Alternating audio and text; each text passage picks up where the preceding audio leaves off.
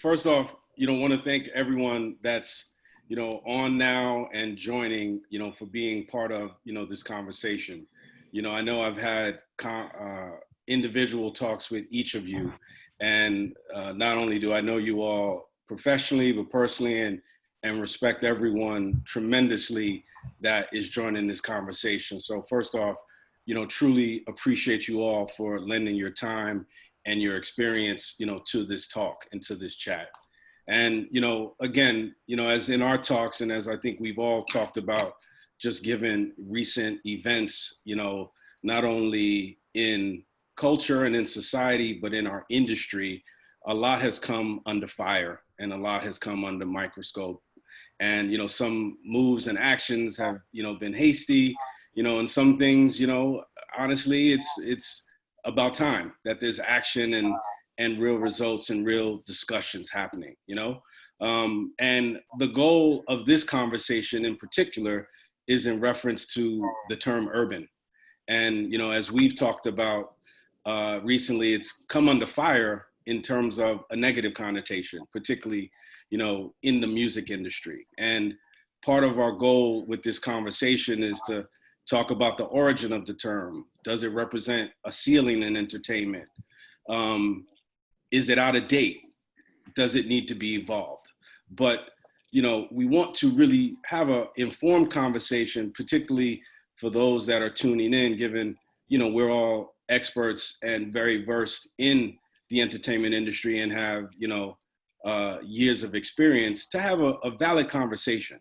Not that we're expecting to make any decisions or determinations from this, but have a conversation and really address it. And hopefully that conversation informs, other forms of dialogue, that whether it pertains into our various companies, given the beauty of this conversation is that we all are at different companies, but we're coming together to have, a universal conversation that we feel is impactful. And from the Warner Records side, we're so honored to have Dyana Williams, host, our panel. As we all know, she's a trailblazing journalist, she's an activist, and she's a pioneering radio personality. So to have her host our panel is truly an honor. So with that, Dyana, I'd like to turn the discussion over to you. Chris, thank you so very much for having me and for the opening remarks. It's a view from the front line, what's urban. To Chris's point, we welcome you all and we are grateful. We know that you have choices on what you could do with your time, that you've elected to be with us, and we are humbled and grateful.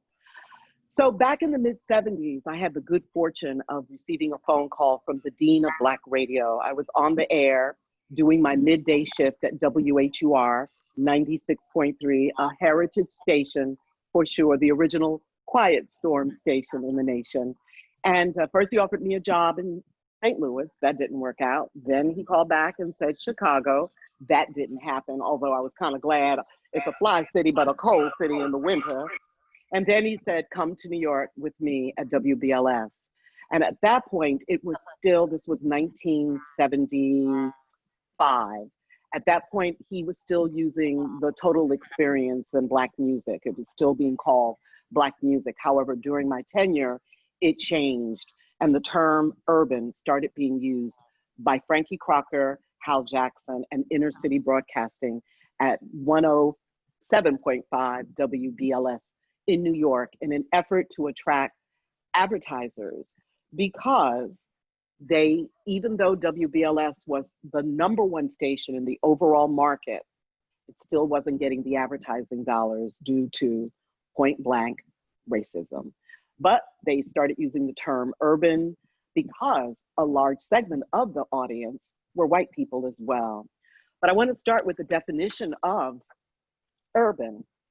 According to the dictionary, urban means city. I want to get to the exact. It's a characteristic relating to a town or a city. Another definition is denoting or relating to popular dance music associated with Black performers. And a final definition, denoting popular Black culture in general. So today, my esteemed panelists will explore, as Chris said, we are not arriving at any final conclusion. But as we all know, there's been a myriad of conversations going on everywhere in every strata of our communities. But today we work in the music and entertainment industry. We're going to explore the meaning of the word, its relevancy, and should we continue to use it in view of what happened June 5th with Republic Records, which we will go into. I want to start by introducing, or continue by introducing, our wonderful panelists. And I want to start with Rayna. Rayna Bass, 300 Entertainment. Welcome. If you can give us a brief introduction and tell us what you do at 300, we can get through all of our panelists quickly. Rayna?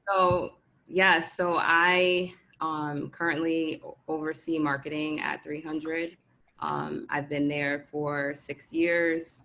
I started my career at Island Def Jam. Chris Atlas actually gave me my first job. So. Nice.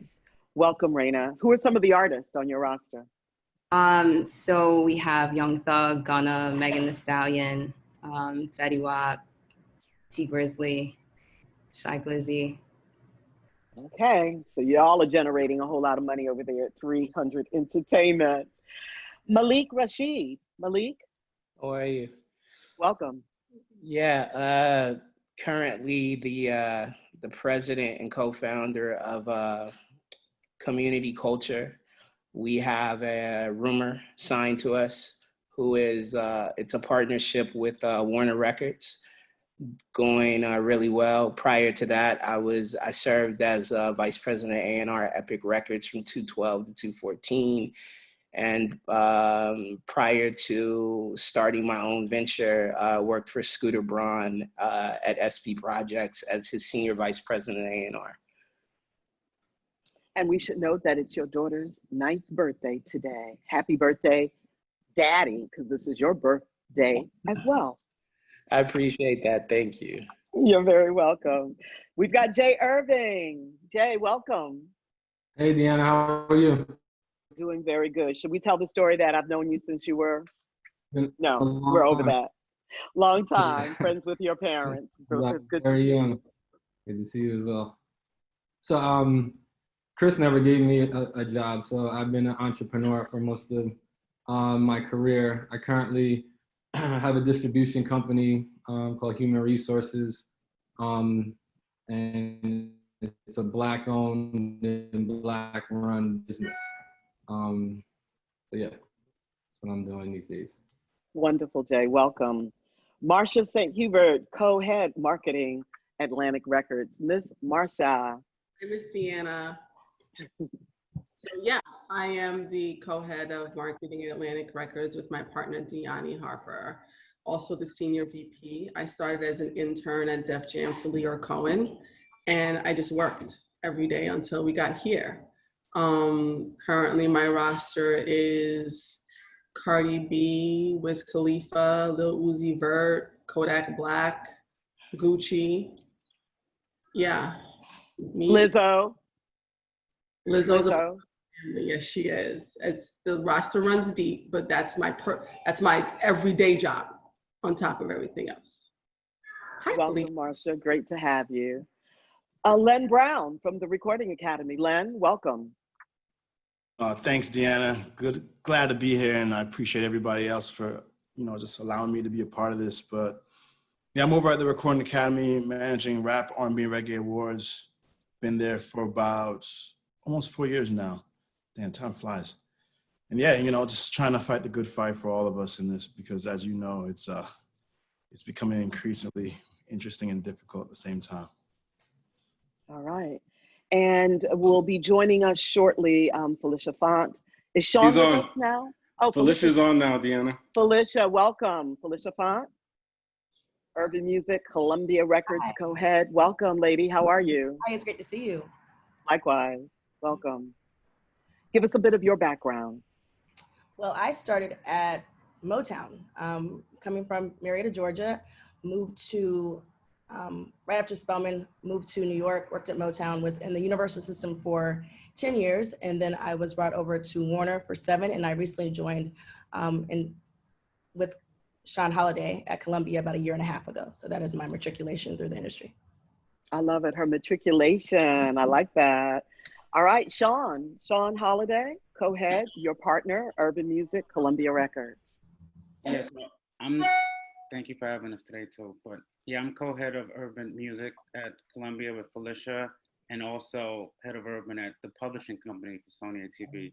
And I've been at Sony for 9 years now, and it's been a journey. But I'm happy to have this conversation because never in my career have I heard Black music or urban being talked about this much. So I'm excited that the conversation is finally here. Wonderful. Welcome, Shawn. Good to have you. And Chris, did we get everybody?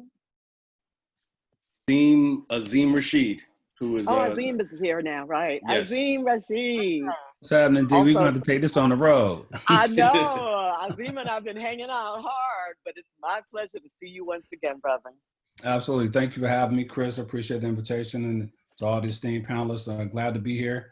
Music lifer, former radio personality, former retail specialist, former artist, and been a promotion guru for about 20 plus years now. And I've worked in all the major systems, and I wanted to shout out my bosses, Shawn and Phylicia. Thank you for having me here. It's been an amazing journey so far, and we're trying to do great things. Welcome, Azim. Good to have you. So now that we've introduced our panel, I would like to tackle the definition. I gave the dictionary definition, but I think I would like to start with Phylicia, Shawn, and Azim, since urban is in your title as executives and your department is referred to as an urban department. So Phylicia, why don't you start? I feel definition, of course, is something that you were going to deep dive into, but it's the expertise of the music that we look over, that we oversee, that we have the conversations with our community and everything. I think that we eat and breathe. So it doesn't limit us to just urban, but within this, we are under the function to look over all of the artists that fit the definition of R&B, hip hop. And I think wherever they want to stretch their wings, you know, Little Nas X is of course urban, but it's also because he is a hybrid of many things. And I think that's what we're talking about today is the multi-hyphenate word of urban. I think it's a multi-hyphenate definition that we have to really deep dive. I don't think there's one definition for urban. It's pretty complicated. Okay, Shawn. So Phylicia's telling us it's complicated from your vantage point. How do you define urban?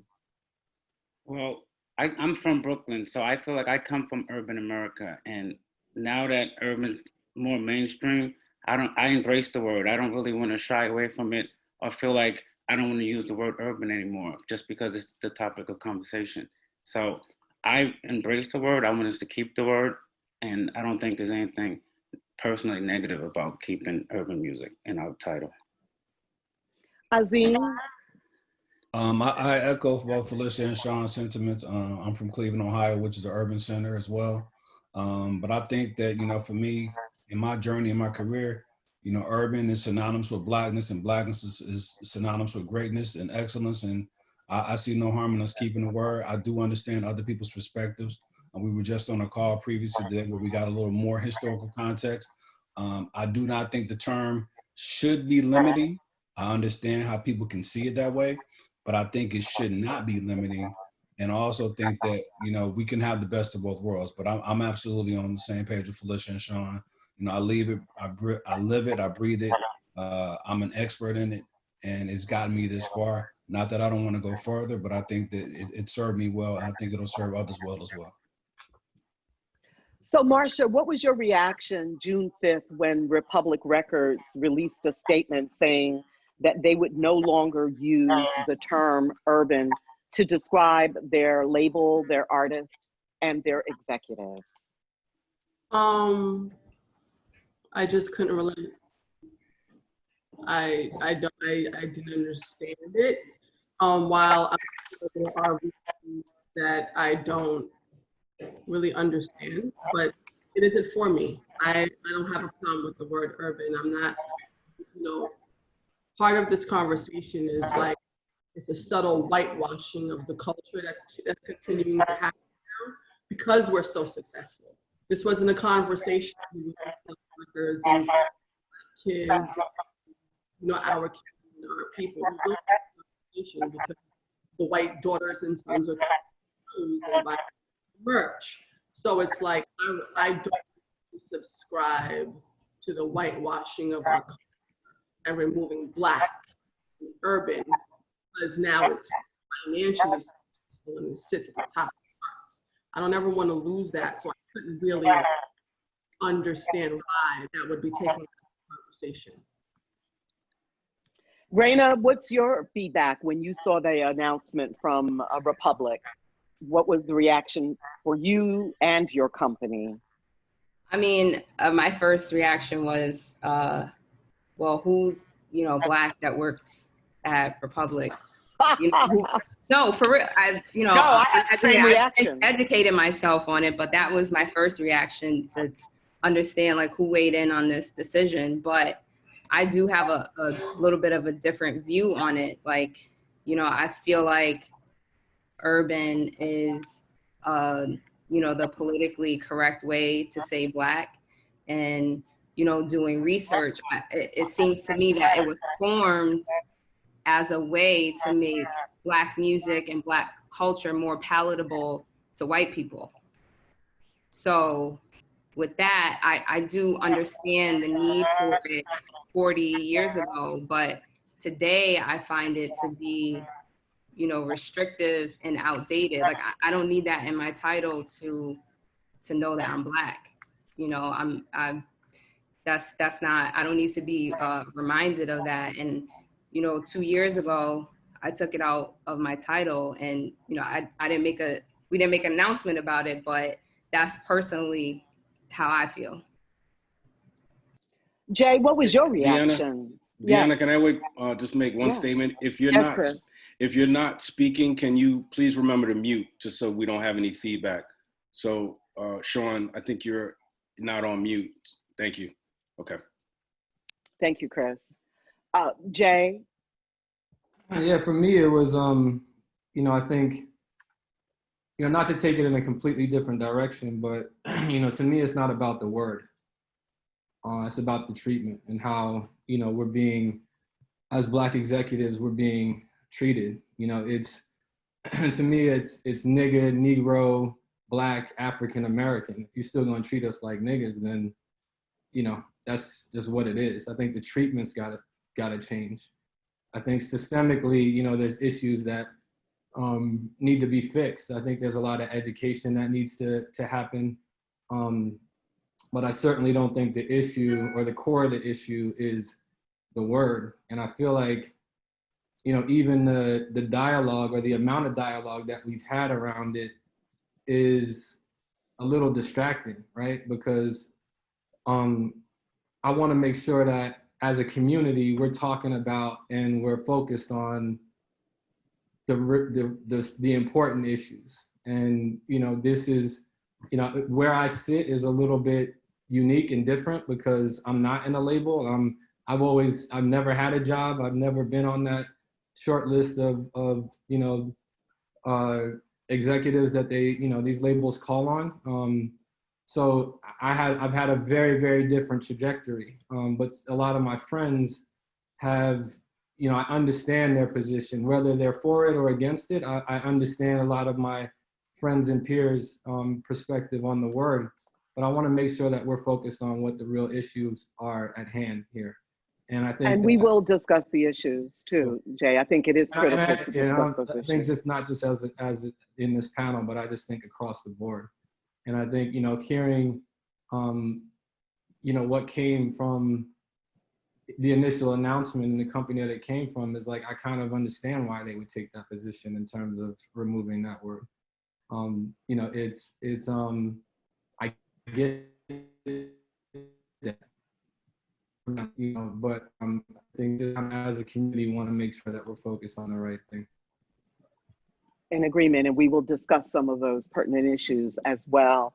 Len, I want to go back to you because several days after Republic made the announcement that they were abolishing the use of the word urban in the label overall, the Recording Academy made an announcement that 2 categories had been changed, the names related to Black music. Can you address why those changes? And my understanding was that decision was made well before the announcement date. The decision had been made and it wasn't announced until I think it was June 12th. Can you share with us what the Academy's position was in changing the names of these Black music categories? Yeah, no problem, Dyana. Well, basically, you know, as well, and many don't know, I mean, the Academy is obviously an organization for music professionals and creators. And a part of that system is where we try to encourage the people within that membership base, you know, express their opinions about things. And one of those things was the use of the term urban contemporary. And whether that stems from what Tyler said during the last Grammys and how he felt that term limits him and his counterparts within that system.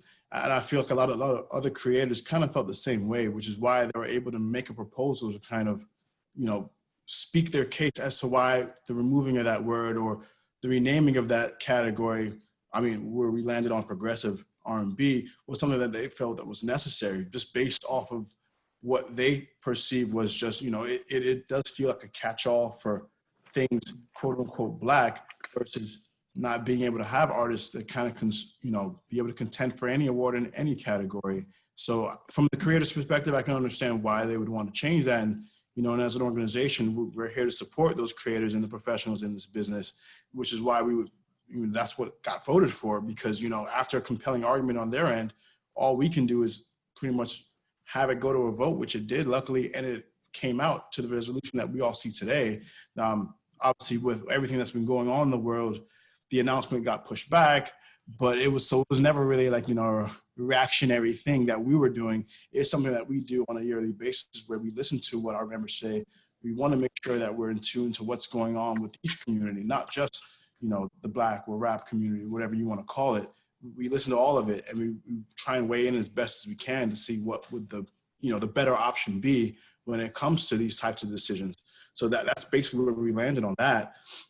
The other category change was more or less kind of going towards the current trend of rap music these days, because going from rap sung performance to best melodic rap performance, you know, some people might not understand it, but then if others who are actually listening to the music these days and realizing that a lot more people within the rap space are using melodies, more so than they ever had in prior years. So it felt like that was another change that we could make, just to kind of, you know, incorporate what's been going on currently, because these things can happen, and who's to say these things won't change, you know, in a couple of years from now, who knows?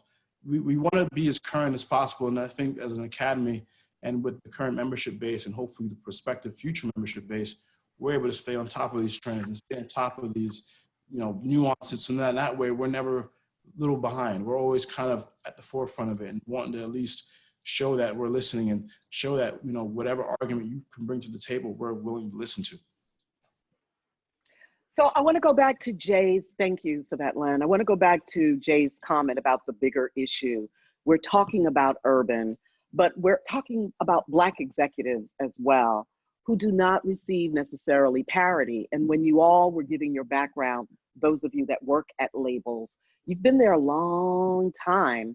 And one of my concerns and complaints and things that I believe need to be addressed in the Black record music space is the lack of equity for Black executives, the lack of opportunity to advance beyond just Black music. And the reality is Black music is pop music now. You know, as we're talking about all of these categories, Phylicia, Little Nas X, the biggest record of last year, how much did you work on that record, you and Shawn and Azim, and what happened once it just took off? Can you talk about, there are two things I'm talking about, Black executives and parity, and you worked one of the biggest records of last year. How did you work that with your white counterparts? Well, I think that goes to the beginning of the conversation about it being complex. You know, Little Nas X is multifaceted. He speaks to multiple genres, but at the end of the day, he is a Black man. So I think coming together as a team was making sure that we spoke to the cultural nuances of being an artist of color and making sure that we kept balance across the campaign. understanding that the very first conversation was he's country, but he's also rap, but how to make sure that he could be part of two conversations, because that's really what the conversation was about. How come he has to be limited to one side of this story? How come he can't own two dynamics of this parallel universe, which he is part of? So the job of the company was to say, how do we protect him as a man of color, but how do we also evolve him as just an artist and make sure that everything we do step by step nourishes him, grows him, and allows him to continue to evolve as an artist of color. And I think the conversation goes back to the importance of making sure when we have artists like this, we cannot put them in one box. We cannot limit their ability to stretch beyond what people see urban is. And I said in the very beginning, urban is complex because for me, urban touches every genre. So it's really about making sure that we do all we can to show that he is not monolithic.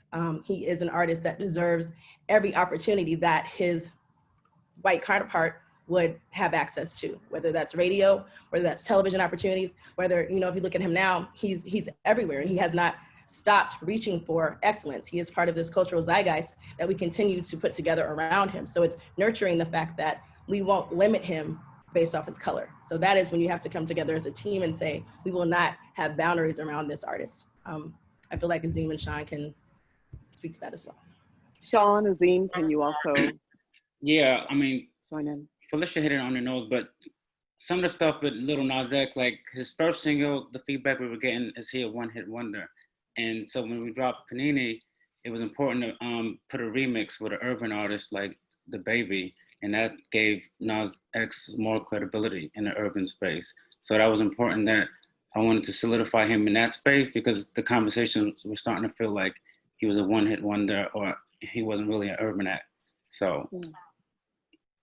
How did you work the record too? That was the other part of my question with your white counterparts, because I'm assuming, I distinctly remember when he came on the country charts and then he disappeared. What was the internal discussion and how did you all work the record and collaboratively with your white counterparts? And what happened when the record started skyrocketing out of the stratosphere? Did the white side of Columbia Records step in and say, oh, we got this, it's all good? Curious. Azim, do you want to talk to the record? I feel like there's a conversation that I think starts from when we first brought up Republic.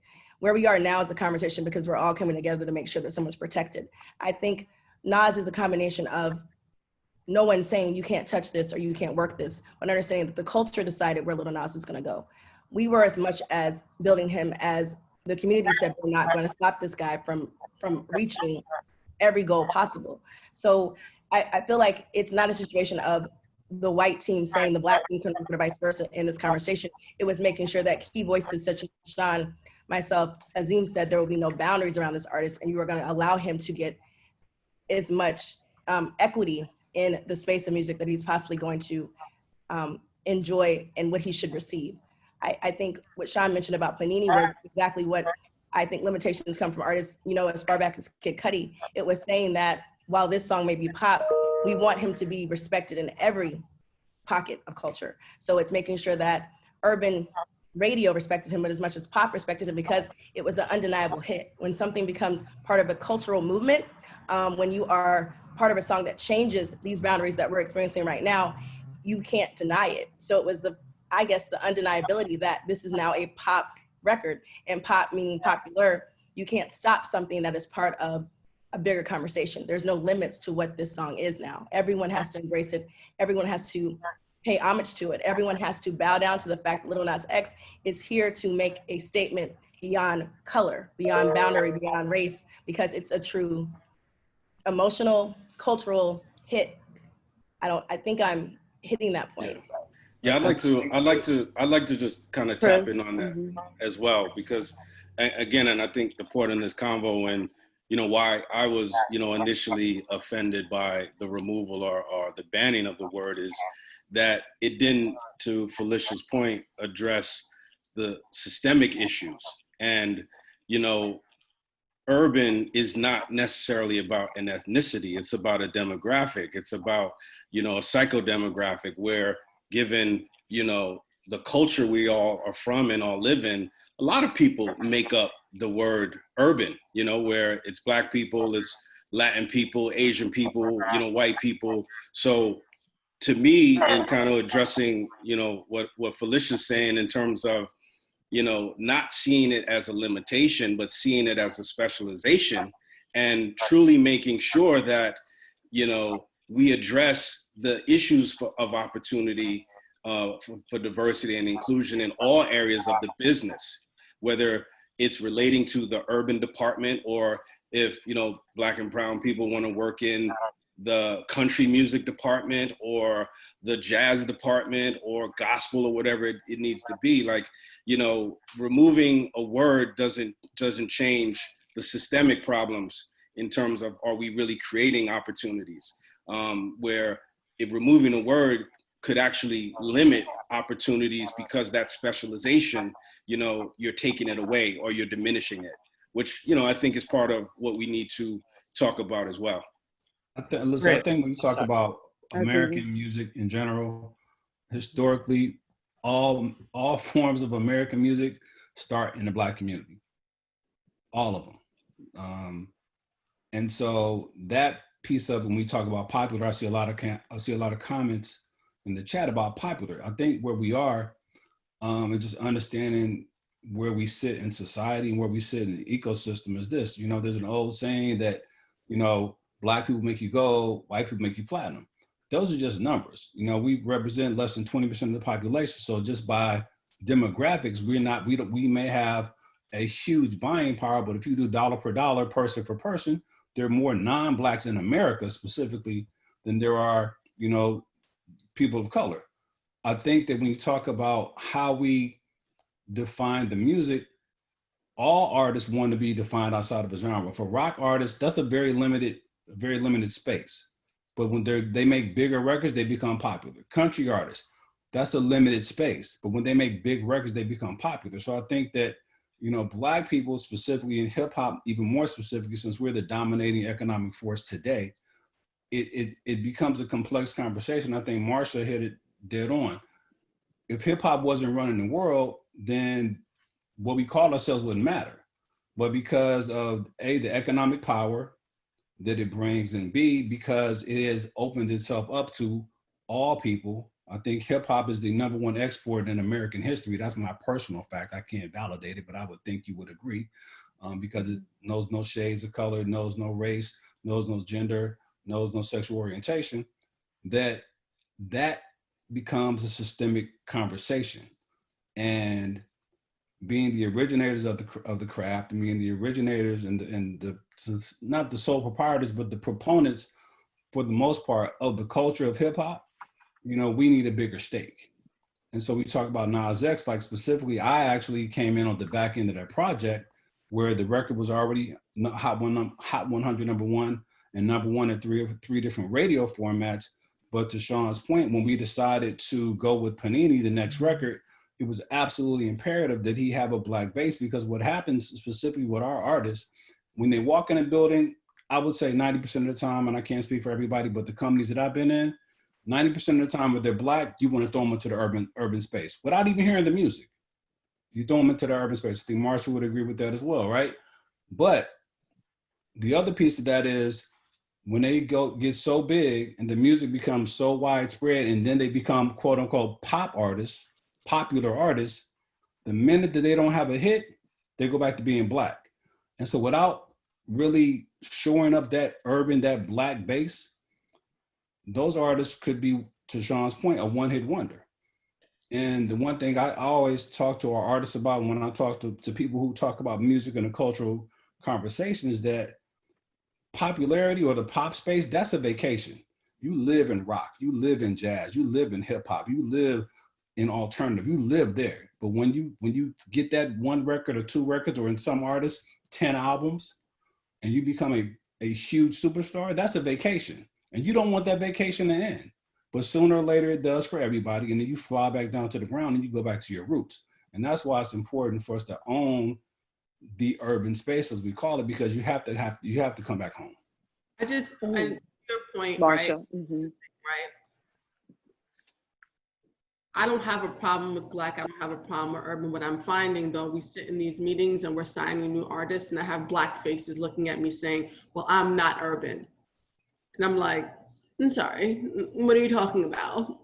And that's a hard conversation to fight. But I think the most important part when I hear that is we need to do a better job at not letting other people define the Black experience. I think when it comes to music, I think we've gotten to this weird place where the Black music experience, which is usually based on life and culture, is relegated to just hip hop and R&B, while Black people actually know that our experiences are way broader and wider than just those specific genres of music, which is why I lean towards the Black music conversation, because hip hop is great and R&B is great, but when Burna Boy walks into that building, I can't walk Burna Boy in and be like, hey, I'm the head of hip hop and R&B. He's like, what? I'm not gonna be sitting here talking to Stormzy as a Grimes artist about hip hop and R&B. I can't have that conversation with Cranium from the dance hall space. I think it's important for us to be mindful in all of our conversations that when we're talking about the Black experience, it's bigger than just hip hop and R&B. Like we do a lot more than just that. We have a lot more experiences, which also lead to a bigger breadth of musical knowledge and taste. Tyler, the Creator, doesn't fall in any of these spaces. In no form does he not still belong to the Black music space. He's never not claimed it. He's never said, I'm bigger than Blackness. He's still blackity black, black, black all day long, even if he doesn't fit inside of those boxes that our white company heads, old, white, usually men, want to fit us inside of. And the gift of this conversation right now is you have young Black people in these rooms who can push the conversation forward. And what I find is my company is a little different because I realize that we have a lot more Black faces. So it's easy to have Black numbers to speak it in a group, but it's harder when you go into certain places and it's only 1, 2, 3 people. And I think one of the most important things is we have to support each other across lines, across labels, because while I can walk into my direct report's office and be like, hey, this is what it is and this is what it isn't, and we spend hours of our days talking about this, it's not the same at all labels. So it's like that whole, well, Black people only do this, or, oh, this artist is really different because they make this kind of music. They're still Black, what are you talking about? Like you don't just get to go across the street because it's not rap or hip hop. We can do way more than that. And just because I specialize in Black music doesn't mean I can't take Black music from 100 on the chart to #1 on the chart and still remain fair inside of my culture and my space. I can go anywhere. I have to. This is America. I don't have no choice. Chris, I want to bring you back into the discussion. It's amazing how time is zooming by, and to all of our panelists. I'm trying to get to everyone. But Chris, let's go back to Warner Brothers, and this is the Warner Brothers Town Hall and the second in the series of discussions. But all of a sudden, we're having these conversations, Chris. Why? Why are we now spending energy on the discussion of the word urban, back to Jay's point about the bigger issues and what Marsha was talking about? And let us, we haven't said it, but I'll say it. The racism that permeates our industry that keeps you as Black executives at a certain level. Jay, you're not in a record company, nor am I, but we certainly know what it is to be confronted. And Len, I'm sorry, Len is at the Recording Academy, but you're still an executive. To confront racism and to deal with these titles that limit us.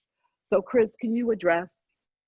Yeah, I mean, absolutely. I mean, I feel like we're having this conversation because one, it's a pivotal time in our society, in our world. And I think given the industry and what we do, we influence a lot with our music, with our artists, and our voices, and how we can use this time collectively to reshape our industry and address these issues is a pivotal point. You know, to be honest, I've never felt limited as an executive in the industry because I'm Black. I may have had to work harder, to be very honest, but everybody in this Zoom that I'm looking at, they're all here because they work hard and they're committed to their craft and they've been dedicated. So at no point have I ever felt like I got passed over, you know, for an opportunity, because my work ethic has always spoke and represented for me. And I feel as if my counterparts in this conversation, where, you know, we might have had to hustle a little harder. We might, you know, have had to, you know, and I'm not going to speak for everyone, but I might have had to hustle a little harder. I might have had to, you know, put in extra hours, but I was dedicated to the craft. And yeah, but Chris, I know a lot of people who didn't work as hard as us who are sitting here in corner offices that we're not in. Well, and I mean, but I'm addressing my situation, my experience and my situation, where everybody's different. You know what I mean? And I know we can all point to people that have gotten further or maybe have made more than, you know, other people. But for me and how I've crafted, you know, my career has been working hard, hustling, dedicated to what I do as an individual and an executive. And 20 plus years, I'm still going, where some of those people that have burnt out in 2, 3, 5 years, you know, are no longer here. So everyone has a different view and a different angle on it. But the point of it is we need to talk about it now so that we can address the systematic issues. We can address if there's limitations in terms of hiring based on the departments, not just urban related, but in general, you know. And, you know, something that I've talked about recently and is a point that I really just want to continue to stay on is we have to get back to creating opportunities of mentorship, you know, where we can create, you know, more avenues to bring, you know, young people into the label structure, whether they have a college degree or not. Because when I started, you know, I went to college and I got a degree, but there was a lot of interns that didn't, you know, and it was just a different, you know, structure and hustle of how you can get into the business. So some of these things as an industry and as a team, we have to address. Yeah, and Kevin Hayward, I'm sorry, is that Rayna? Yeah. I was just going to come to you, Rayna, because I wanted to ask you, you said a few years ago you took urban out of your title. What I did inspired you to do that? You know, in my experience, you know, I started at Islands F Jam as an intern. I immediately always saw the segregation between, you know, urban and everything else. And I personally always felt that it was, you know, we were treated as, you know, urban is not, hip hop is not as commercially viable. It's not proper. It's unorganized. I always felt like, you know, it was treated as we were second class. And so, you know.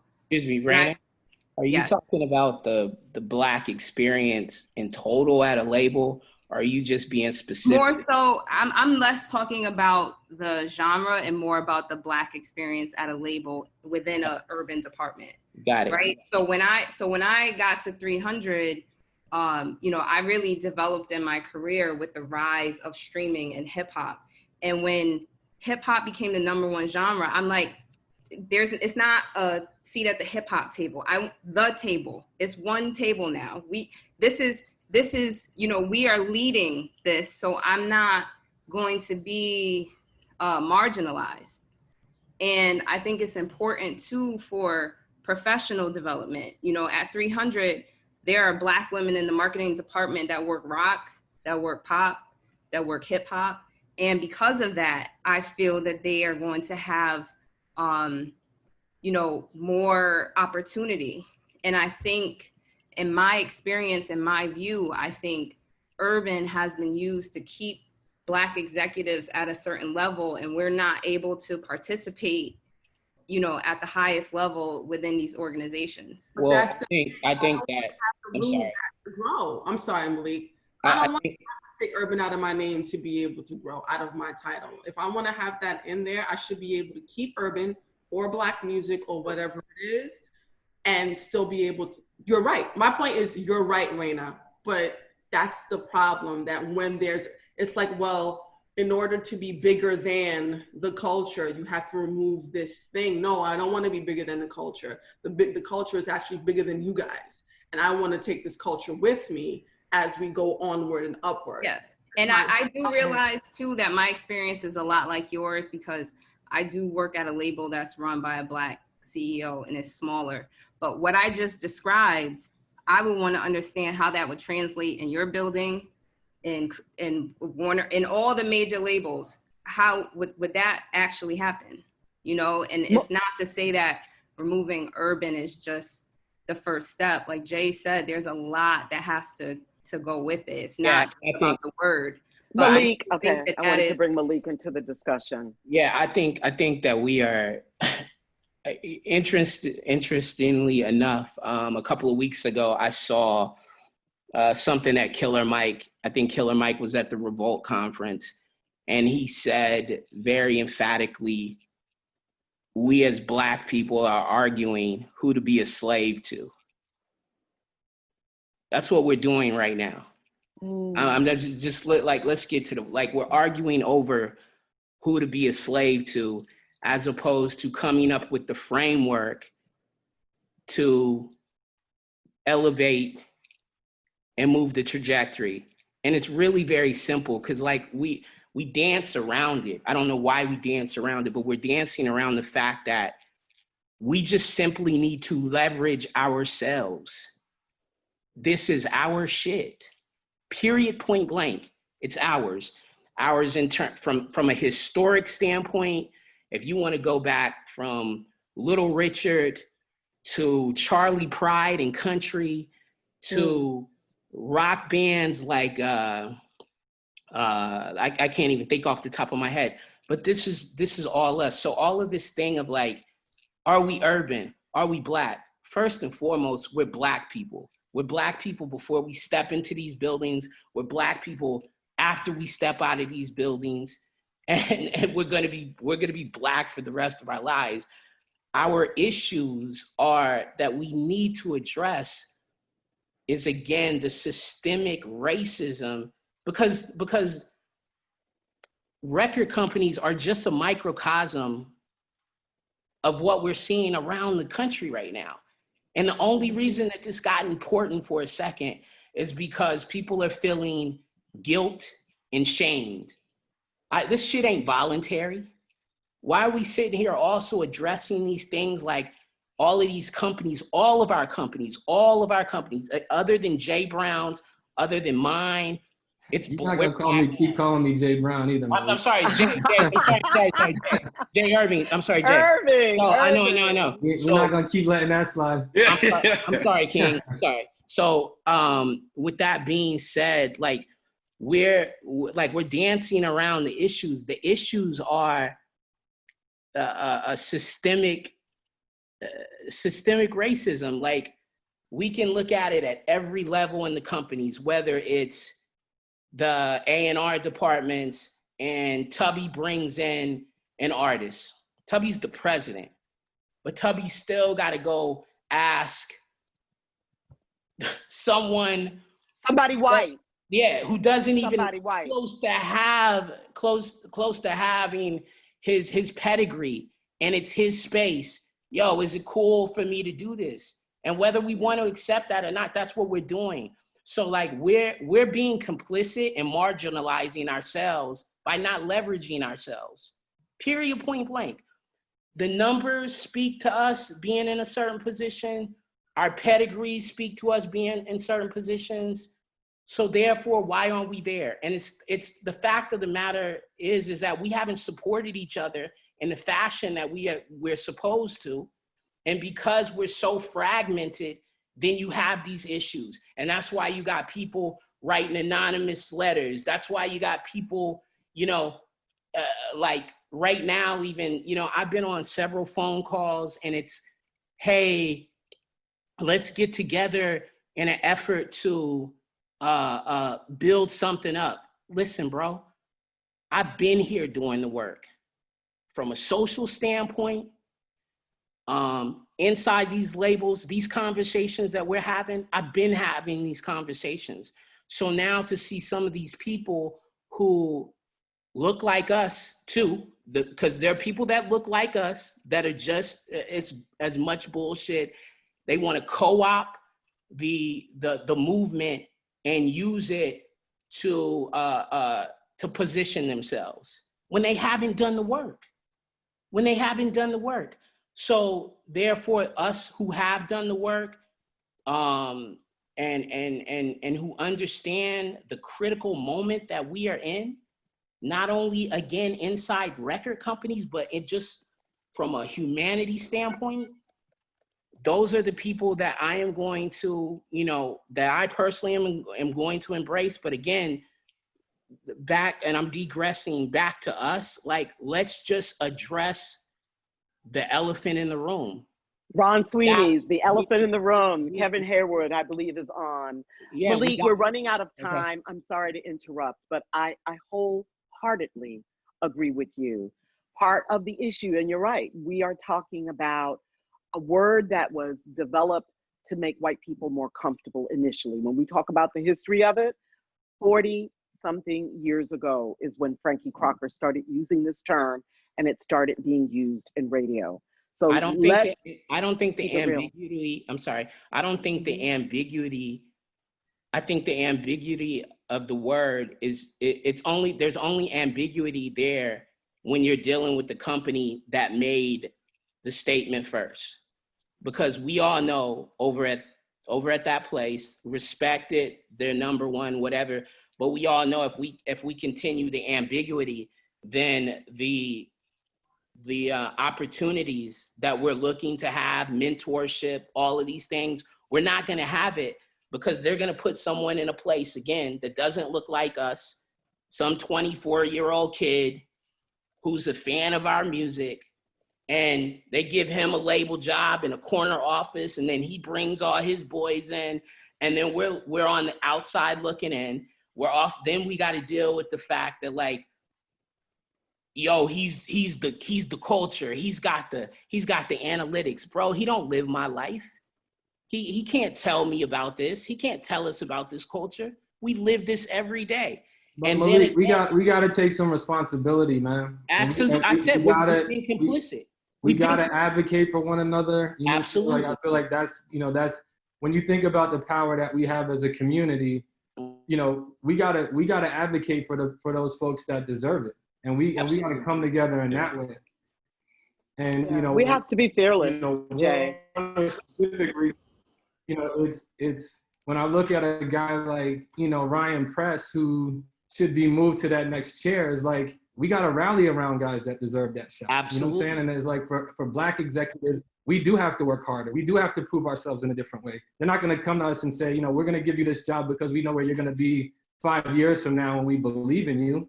We got to go do it, and we got to do the work. So I think we got to advocate for each other. We definitely got to protect our sisters in all of this and really kind of go to bat for them as well. But we got to start doing the work. Rumors should be signed to human resources, by the way. You know, it's like if we're doing the work, like, let's start to move these projects to Black-owned businesses and where all of us can have some real ownership. You know, it's like we talked a lot about, you know, changing the deal terms and going back and restructuring deal terms. Well, guess what? There's Black options out here now that don't take ownership of your masters, that don't take 360, you know, participation, that allow for, you know, Black artists to be creative in a very different way. But we got to advocate for one another. And those times in which it's not right for my company and it's right for Warner, or it's right for this person, or it's right for that person of color that we can move stuff to, we gotta really do it for real. Because the conversation, you know, Malik, is not, the conversation doesn't get us there. We gotta take action. And that starts with us. And in terms of fixing us, It's like we gotta. I'm tired of us asking for permission. I'm tired of us, seeking the credit and the acknowledgement and the pat on the back. Is like fucking Black equity, Black ownership, taking control of our own shit. Like that's the shit that we gotta. That's how we gotta be moving, but doing it for real. And I agree with you. Listen, so Jay is speaking to a point. Me and Jay were in heavy conversations. Don't tell on yourself. You didn't bring it to me. It's like we're gonna let that one go. I'm all good. I think. Well, gentlemen, for sake of time, I'm encouraging brevity here because it is now a few moments before 6 o'clock, and I welcome a good, hearty conversation as much as you do. But I want to get everybody's voices in here before we have to conclude. And we've had a ton of questions, unfortunately, that we will not be able to get to. But to Jay's point, to your point, Malik, bottom line, listen, I'm a good and grown woman. I'm a grandmother. Listen, and I've been in this industry, not in the capacity that most of you, but in a different, on the other side, the radio side, the television side, and artist development. We need to own that which we create. As simple as that. Seat at the table. And at this point, because of what is going on with the murder of innocent, unarmed Black men and women, we now, the racism is super evident. Okay, it's everywhere, we know it. And the playground of racism is the entertainment industry. And bottom line is, white folks are in control. We work with and for them. And you're right, we are a smaller part of the population, but at the end of the day, we're the flavor. We are the #1 selling genre around the world. And we've been selling records for a long time. We've been setting the pace and tone for the culture. So with that said, I want to ask each panelist closing remarks, and I know this is challenging, but very difficult. So in or out, the relevancy of urban, yes or no? So Phylicia, let's start with you. And again, I ask each of our panelists to please be tight in your responses so that we can end relatively on time. Phylicia. I still feel like that's something that keeps coming back to me to start this conversation. It's being aligned. And I still don't think we're aligned. I think this is the whole point of this conversation. We're not aligned in where we need to go. And until we actually sit together and strategize on what urban, how we define it, how we define ourselves, and actually talk about what we need to actually get to these seats, we're just gonna keep having these same conversations. At some point, we have to have a coalition. At some point, we have to sit down and say, what do we need to implore publicists, managers, agents, everyone to make sure that we grow together as a community. So I still think the biggest problem here is the disconnect. We have to sit together, we have to agree, we have to put an affidavit together that says this is what we need for us to grow. And I still don't think we got there yet. I don't think we should have to rush into any decision though, especially another label should not make me rush into my Blackness. So I'm not going to do that right now. Yeah, and we should shout out Jamila and Brianna as well and acknowledge them. They're on the cover of Billboard this past week. Len? Yeah, okay. I mean, Rayna. Rayna, I'm sorry. Go ahead, Ray. Oh no, sorry, Jamila and Brianna are close to my heart, so shout out to them. But my thought is, for me personally, in my career and at the company that I work for, there's no space for being put into the urban box, and that's how I feel. But I also agree with Phylicia in being that we do have to be aligned, and this is not something that's going to happen overnight. And again, I don't think that it's just about one word. I think that by removing the word and having labels that are not actually diverse in their staffing allows them to check the box. And I think we can't just stop there. So long story short, for me personally, I don't have that word in my title or in the department. But I do think that we need to be aligned on where we go from here. Agree. Len? Yeah, I mean, look, everything Rayna said, Jay, Malik, Phylicia, all agree with 100%. It does start with us, right? The word urban, whether or not we like it, hate it, embrace it or not, it's just a word, and it's a pebble in the sea of the issues that we really have to face. And it starts with us building that community, galvanizing around each other, from artists to executives and everything in between, even the mentorship that we can bring about with young kids in the cities that want to do what we do.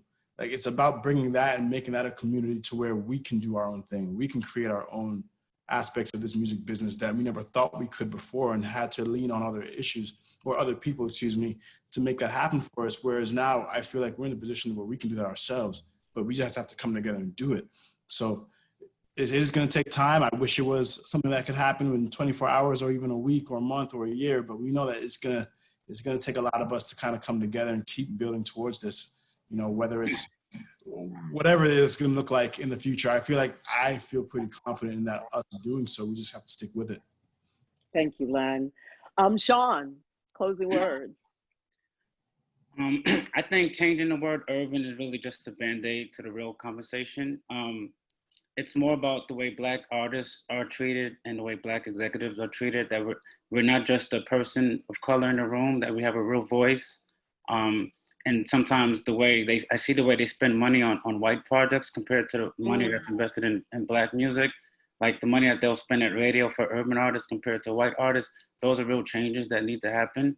So, and I think we need to keep putting the pressure on, you know. Thank you, Shawn. Azim. Urban, derived from the French word, which is an adjective, urbain. Suave, sophisticated, debonair, worldly, elegant, cultivated, cultured, civilized, well-bred, worldly wise, smooth, polished, refined, self-possessed, well-mannered, civil, gallant, courtly, charming, affable, tactful, diplomatic. I'm not running from that. Okay. So you are owning urban. All right. Jay. Sorry, I had to unmute. I was just hoping I wasn't gonna have to go behind Marsha, because I know she's gonna say some dope closing words and drop the mic on us, and I didn't want to have to follow that. But you know, my thing is really focusing on what the real issues are, and you know, for me, and like again, where I sit is urban, and the word urban isn't the issue. And you know, I just want to. You know, I hope that I can, you know, our community can come together and, like I said, advocate for each other well, you know, protect our sisters and start to really do the work. Okay, thank you, Jay. Marsha. Quick closing words. Marsha's on. But listen, I can take the word, I can take it or leave it. I don't care. You know, it's not about words that are synonymous with Blackness to me. It's about Black money, Black power, Black respect. And if we don't have those three things, and it doesn't really matter what you really call me, but I'm never going to trade my Blackness in order to move forward. Whether it's urban, it's Black, whatever that word is, I'm taking that word with me no matter where I go, because it comes with me no matter what. When I'm sitting at the top of that thing, I don't want people to think I just showed up out of nowhere. And she's like, no. She came up through the culture, through Blackness, the Haitian Black girl from Brooklyn, top of this thing proudly, with the crown, sipping this cup, tears and guilt. I'll take it. And I think it's appropriate that we give Chris and Aisha, I want to acknowledge Aisha White for putting this together with Chris. But Chris, we're in your house. And this is, as I mentioned, the second in the series of discourses. We already said at the outset of this conversation, we were not going to solve all of the problems. We were merely having a candid, open discussion about how we felt about the word urban and our current position. And I think that we have stated that pretty elegantly. We know that shit ain't right and it needs fixing, but we are about it, and that's what we're going to do. So I want to say thank you for allowing me to moderate, and I want to turn this back over and thank all of our panelists. You are quite accomplished, beautiful, revolutionary people, and I'm sure that you will continue to affect change wherever you are. So I thank you, and I send you with peace, and I turn everything back over to Chris Atlas. Chris. Dyana, thank you, so much for moderating, today, but also, thank you to everyone for joining. Like, again, I know I said this at the top of the panel, you know, truly respect you all, have worked with you all in various capacities, you know, for many years. And the point of this is to have a conversation, of course, that I know a lot of people have tuned in from various companies. But the larger point of this is for us to actually really create real actions, you know, from this conversation. And, you know, what I'm hopeful of is after this conversation, it leads to more conversations within our various organizations. Those people that have tuned in have more conversations within their organizations, and then we come together and talk about real actionable items in terms of how we can create change. And again, you know, just going back to, you know, a vehicle that I feel as an individual and as a company, let's take ownership of something so we can move, you know, the entire system. And if that's mentorship, if that's, you know, diversity, whatever it is, we all need to, as stakeholders in the industry, you know, kind of stake claim to how we want to move, you know, forward. If that's Black entrepreneurship, you know, in terms of creating more opportunities, you know, for artists, like we all need to put, you know, our flags in the sand, so to speak, in terms of how we can, you know, effectively create real change and create real opportunities, which again, I think that's the beauty of all of us coming together, because we all are from different companies and we have different views, but we got together to have this conversation, which is powerful in itself. So I thank you all. Dyana, thank you. And My again, pleasure. you know, let's really come up with some action items, you know, from these conversations that we're all having in multiple companies. So thank you all. Shout out to Aisha White as well, who worked very diligently to put this second conversation in the Warner Town Hall, and the conversation continues.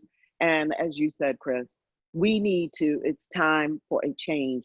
We see it in our communities, but we need to have it as well in the music industry. We have a lot of work to do, and it's not going to happen overnight, but we are at least starting the dialogue, and we will continue this. So to everybody who has been on with us, thank you for spending quality time. And we apologize for not being able to get to some of your comments and questions, but stay with us because the conversation will not end.